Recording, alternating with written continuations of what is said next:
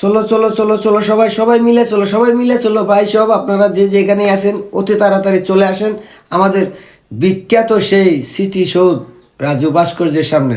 কারণ ওখানে marks for Yunus কর্মসূচি পালন করা হচ্ছে আজকে 4-5 দিন যাবৎ। সেই মার্ক ফর ইনুসের কর্মসূচির প্রথম ঘোষণা হচ্ছে বর্তমান এনজিও সরকারের প্রধান ডক্টর ইনুস তাকে 5 বছরের জন্য ক্ষমতা রাখার জন্য এই মার্কস ফর ইনুস ঘোষণা করা হয়েছে। এবং সেখানে কোটি কোটি মানুষ, কয়েক হাজার কোটি মানুষ জড়ো হয়ে গেছে। এই স্বপ্নটা দেখছিল বাংলাদেশের এনজিওর কিছু কর্মচারী। আপনারা অনেকেই জানেন, অনেকেই জানেন না।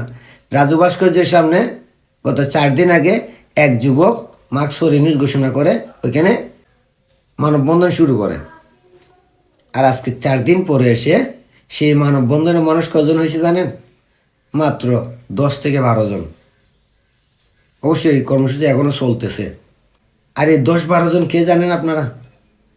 এই 10-12 জন মানুষ বাংলাদেশের বিভিন্ন এনজিও কোম্পানি থেকে আসা লোক। তারা এই মার্কস ফর ইনুস কর্মসূচিতে অংশগ্রহণ করছে।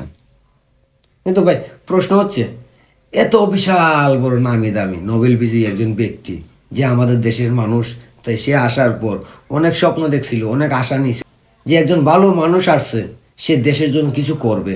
আমি নিজেও প্রথম প্রথম ভাবতাম যে ডক্টর ইউনূস খুব ভালো মানুষ, আরগুলা খারাপ হইতে পারে, কিন্তু ইউনূস সাহেব কিছু একটা করবে। কিন্তু যা করছে তা দেখার পর এই 8 মাস পর মার্কস ফর ইনুস যে কর্মসূচি রাজু ভাস্কর্য হচ্ছে, সেখানে মানুষ নেই কেন? আর যে মানুষগুলো আসছে ওগুলো বাংলাদেশের বিভিন্ন জায়গার এনজিও কোম্পানির লোক। কোনো ছাত্র নাই, কোনো সাধারণ জনগণ নাই, নেই কোনো রাজনীতিবিদ। কেন ভাই শুনেন, মানুষ কিছু সময়ের জন্য বিভ্রান্ত হয়, কিছু সময়ের জন্য ভুল পথে যায়, কিছু সময়ের জন্য মানুষ তার ইতিহাসকে ভুলে যেতে পারে। কিন্তু যেটা বাস্তব, যেটা চোখের সামনে থাকে, যেটা রানিং, মানে যেটা আমরা এখন দেখতেছি, ওইটা দেখে মানুষ কখনোই বিভ্রান্ত হয় না। কারণ চোখের দেখা কখনোই ভুল হয় না। তো মার্কস ফর ইনুস ঘোষণাতে রাজু ভাস্কর্যে যখন ডাক দিল আজকে 5 দিনে মানুষ হয়েছে 10-12 জন, তাও সবগুলো এনজিওর লোক। আর এনজিও লোকগুলো কারার সেটা তো আপনারা ভালো জানেন।